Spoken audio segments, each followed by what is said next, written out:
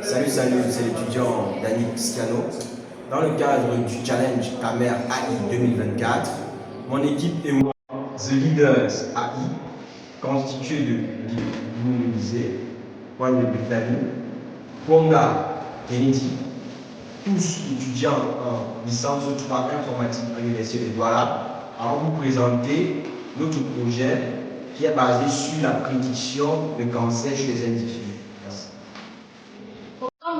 Le cancer sous toutes ses formes occupe une préoccupation majeure dans la santé publique. Selon le ministre de la Santé publique, M. Manaouda Malachi, le cancer est la deuxième cause des nombreux décès précédés du paludisme.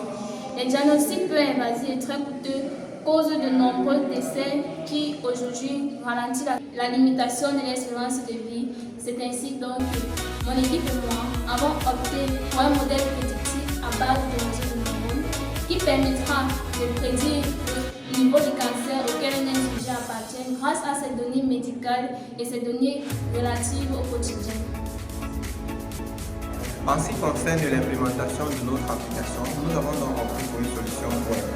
Nous avons utilisé des langages tels que HTML, CSS, JavaScript et Vue.js qui est un framework JavaScript pour gérer notre front-end.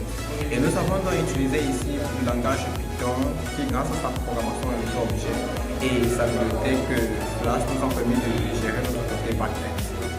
En ce qui concerne la création de notre modèle de réseau de neurones, nous sommes inspirés de la fonction MLP classifier résultant de la bibliothèque Scikit-Learn. Donc sans plus tarder, je vais vous inviter à consulter l'interface graphique de notre application. Merci.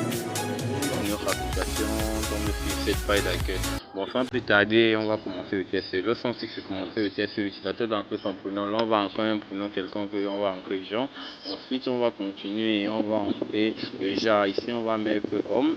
Et la date, on va entrer une date quelconque. On va dire 2000 et on va continuer.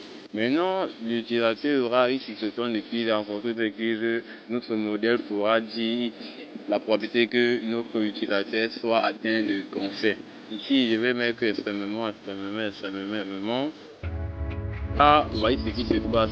Vous voyez, j'ai mis en requête 200 et la plupart des développeurs savent que 200 généralement, ça veut dire que la requête s'est bien passée. Ce qui se passe, c'est quoi? À chaque question posée, on a fait une valeur en fonction des données de notre data. Par exemple, sur l'âge, on voit bien qu'on a fait une valeur. Sur le genre, on a affecté 1 pour masculin, 2 pour féminin. Ensuite, on a l'âge et ensuite les réponses, c'est l'ensemble des différentes valeurs qu'on a affectées. À chaque fois que l'utilisateur coche nos options, cette valeur est augmentée d'un tableau et à la fin, on envoie ce tableau à notre API Python. Bon, notez que l'API Python a été créée grâce à la bibliothèque Flask de Python. Ensuite, lorsqu'on envoie cette API à lorsqu'on envoie ce tableau à notre API Python, que voici, il va se charger de récupérer le tableau et d'envoyer l'élément qu'il prédit. Donc vous pouvez que c'est ce tableau qu'on a effectivement envoyé.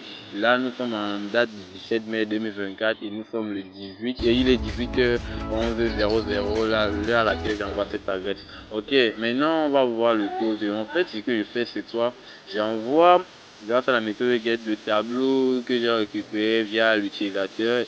Et vu qu'on peut pas envoyer le tableau grâce à des méthodes, à la méthode get, je vais faire ce qu'on appelle, je vais gestionner mon tableau. En fait, je vais mettre chez JSON. Ici, grâce au JSON.load de Python, je vais enlever le JSON de mon tableau et je vais mettre dans ma fonction predict de mon modèle MLP de classifier de Scikit-Learn. Et ensuite, le résultat de ma position me retourne 2. Que vous voyez là, c'est-à-dire la valeur de notre target. Et notre target a 3 valeurs.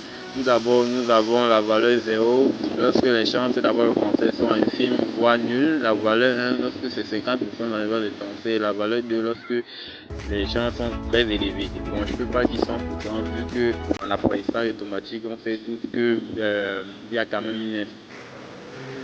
Au vu de la description du fonctionnement de notre modèle d'apprentissage évoqué précédemment, nous sommes convaincus qu'avec la venue de l'intelligence artificielle, de pouvoir déceler rapidement les individus atteints de cancer afin de réduire le taux de mortalité. Merci.